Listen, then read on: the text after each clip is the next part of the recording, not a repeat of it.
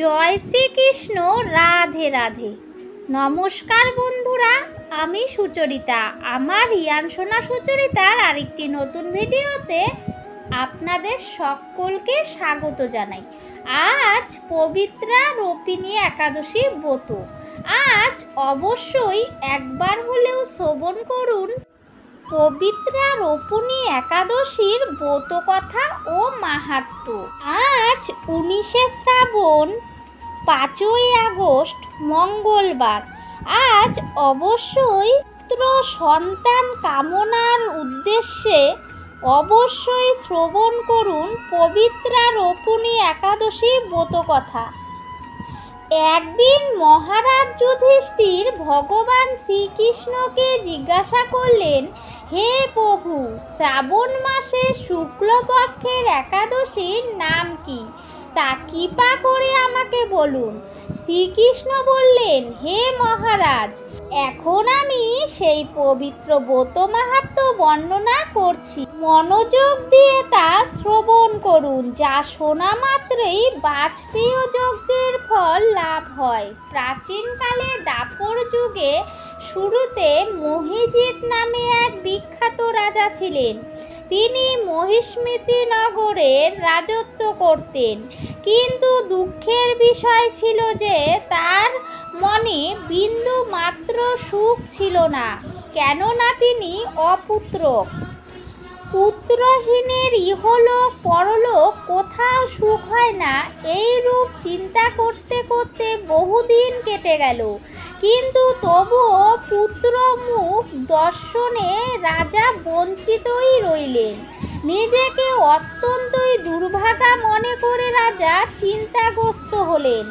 প্রজাদের সামনে গিয়ে বলতে লাগলেন, হে প্রজাবৃন্দ, তোমরা শোনো, আমি এই জন্মে তো কোনো পাপ কাজ করিনি, অন্যায়ভাবে আমার রাজকোষ বৃদ্ধি করিনি, ব্রাহ্মণ বা দেবতাদের সম্পদ কখনো গ্রহণ করিনি, উপরন্তু প্রজাদেরকে পুত্রের মতো পালন করেছি, ধর্ম অনুযায়ী পৃথিবী শাসন করেছি, দুষ্টদের যথানুরূপ দণ্ড দিয়েছি, স্বজন ব্যক্তিদের যথাযোগ্য সম্মান করতেও কখনো অবহেলা করিনি।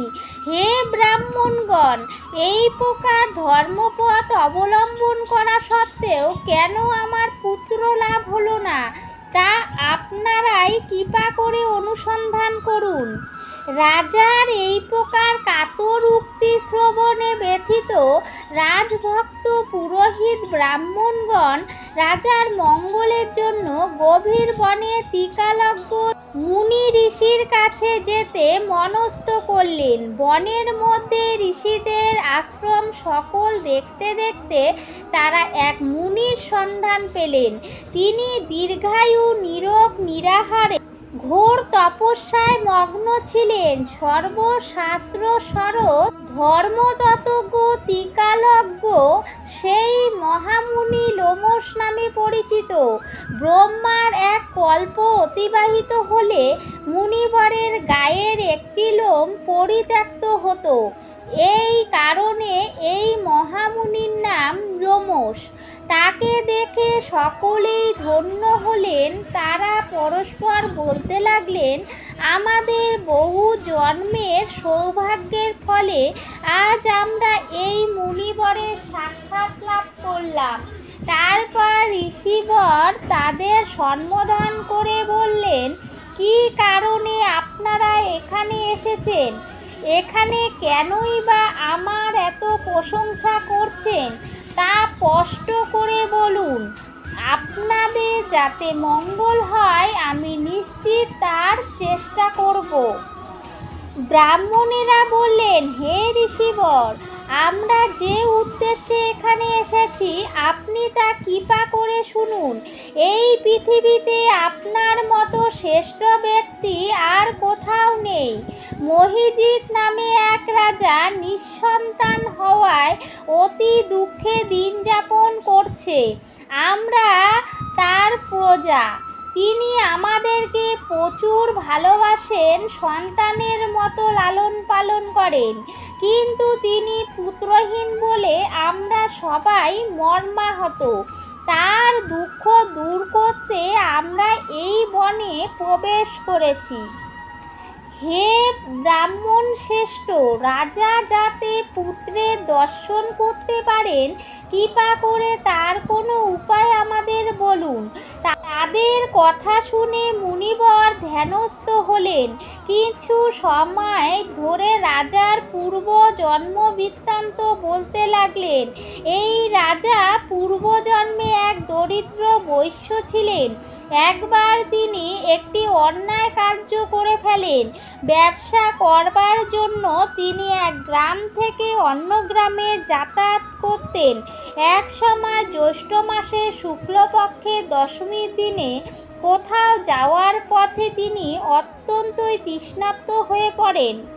গ্রাম প্রান্তে একটি জলাশয় তিনি দেখতে পান। সেখানে জলপানের জন্য যান। একটি গাভী তার বাছুর সেখানে জলপান করছিল।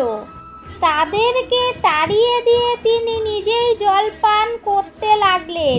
এই পাপকর্মের ফলে তিনি পুত্র শোকে বঞ্চিত হয়েছেন, কিন্তু পূর্বজন্মের কোনো পুণ্যের ফলে তিনি এই রকম নিকণ্ঠক রাজ্য লাভ করেছে। হে মুনিবর, শাস্ত্রে আছে যে পুণ্য দ্বারা পাপ ক্ষয় হয়। তাই আমাকে এমন একটি পুণ্যবতের উপদেশ করুন যাতে তার প্রারব্ধ পাপ দূর হয় এবং আপনার অনুগ্রহে তিনি যেন পুত্র সন্তান লাভ করতে পারেন। লোমশ মুনি বললেন, শ্রাবণ মাসে শুক্লপক্ষের পবিত্রা রোপিণী একাদশী ব্রত অভীষ্ট ফল প্রদান করে। আপনারা যথাবিধি তা সকলে পালন করুন। লোমশ মুনির উপদেশ শুনে আনন্দ চিত্তে গৃহে প্রত্যাবর্তন করে তারা রাজাকে সে সকল কথা জানালেন। তারপর সকলে মিলে মুনির নির্দেশ অনুসারে ব্রত পালন করতে লাগলেন। তাদের সকলের পুণ্যফল রাজাকে প্রদান করলেন। সেই পুণ্য প্রভাবে রাজমহর্ষি গর্ভবতী হলেন। উপযুক্ত সময়ে বলিষ্ঠ সর্বাঙ্গ সুন্দর এক পুত্র সন্তানের জন্মদান করলেন। ভবিষ্যত্তর পুরাণে এই মাহাত্ম্য বর্ণিত রয়েছে।